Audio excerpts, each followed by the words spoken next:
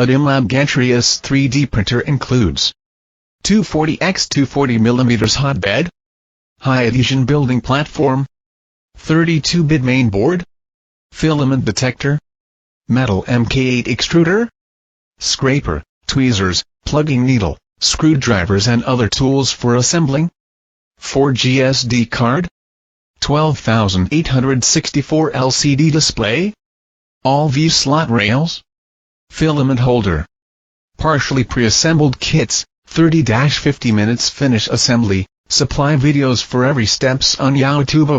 All V-slot rails and 2040 frame make moving stable and the structure stronger. Supply the auto leveling and Wi-Fi upgrade methods. Just supply the method, not default.